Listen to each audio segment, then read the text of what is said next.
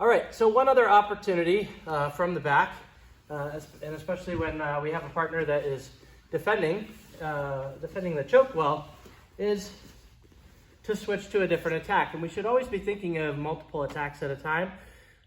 People that we do jiu-jitsu with also train jiu-jitsu, so they're going to know if I'm just throwing one attack at them, it allows them to keep focused on that one attack and is much easier to defend. Okay, so in order to combat that, we have multiple attacks lined up so that when one starts to fail, or if one gets well defended, then we can move right into another.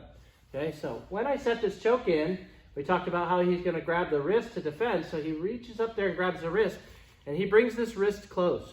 Okay, when he brings this wrist close and I feel that I can't get the choke anymore, I'm going to switch and make a 5-finger grip on his wrist, all 5 fingers. So not having my thumb under the wrist, but having it over the top, just like this. And I'm going to do the same on my wrist, right here. And I'm going to hold this close.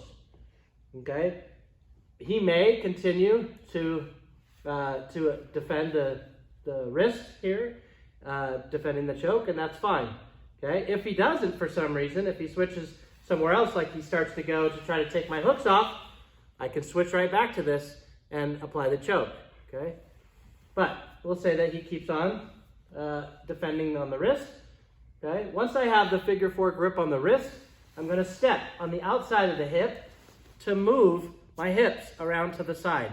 And I want this foot to come from the inside to the outside and hook on the outside of the leg here. Okay? You see now how he's sitting in my lap. Okay? I'm going to drop his shoulders to the mat by opening my top leg and letting his shoulders drop to the mat. Okay? Now I can bring this in tight. Okay? From here, I'm going to let his head free, but I keep pressure on his head. I don't want him turning up into me. Okay? I keep this pressure on his head, and now I'm going to open my leg even wider and loop it over the top of his head. Okay? From here, I'm going to let go of my wrist, not his. Okay? And I'm going to make a grip on my lapel. Once I make that grip on my lapel, now I start to straighten his arm. I can switch this grip around to help me, but I want to make sure that I stay tight on the arm and on the grip on my lapel. Okay? I straighten his arm, and I'm going to pinch my knees now.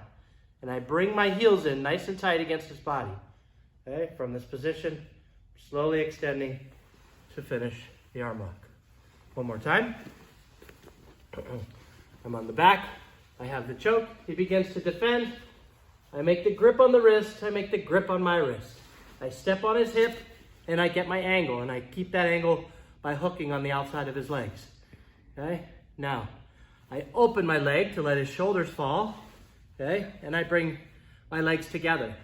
From here, I'm going to loop his head out and keep pressure on his head so he doesn't sit up into me. If this is loose and he can power up into me, I can lose this. Okay? So I'm going to keep pressure on his head from here.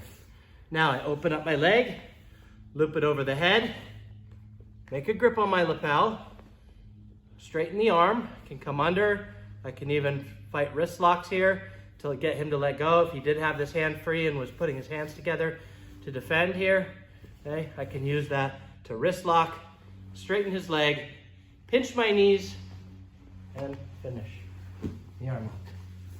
All right, give that a shot. Let me know what you think.